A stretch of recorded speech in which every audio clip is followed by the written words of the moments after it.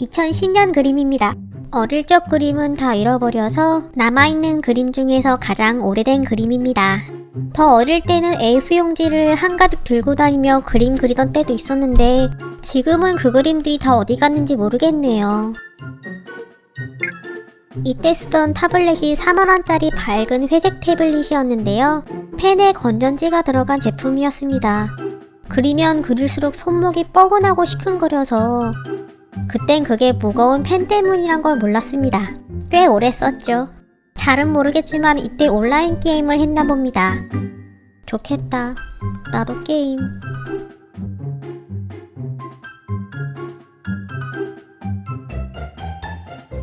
온라인 스터디에 들면서 그린 그림입니다. 첫 주에만 의욕이 넘쳤었죠. 딱히 취향도 없어서 그때그때 그리고 싶은 걸 그렸습니다.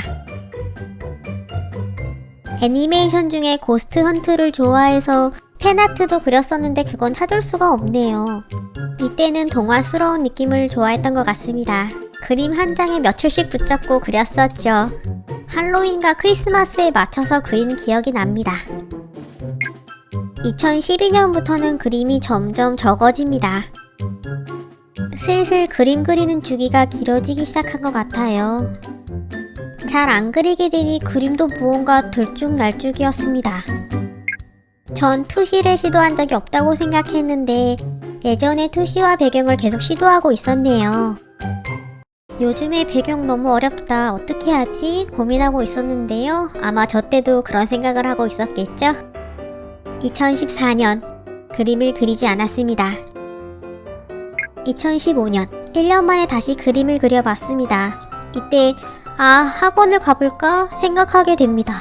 그리고 그림을 들고 서울에 있는 CG 학원에 상담을 받으러 올라간 이후 그림을 접게 됩니다. 어떤 일이 있었다기보다는 그냥 제 스스로 포기한 것에 가까워요. 이렇게 혼자 그려서 뭐하지? 이런 기분을 많이 느낀 것 같습니다.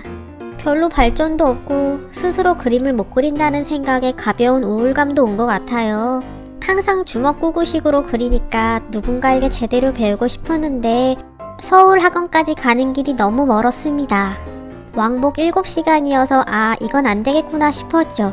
하루 교통비도 6만원씩이었고요. 그렇게 4년간 그림을 그리지 않게 됩니다. 2020년 그러던 어느 날 정말 문득 나 그림이 그리고 싶은데? 그런 생각이 들었습니다. 정말 갑작스러웠지만 뭔가 그려야겠다고 마음을 먹으니까 시간도 잘 가고 너무 재밌는 거예요. 이왕 그리는 김에 전처럼 혼자 간직하지 말고 잘 기록해서 유튜브에 올려보자고 마음먹게 됩니다.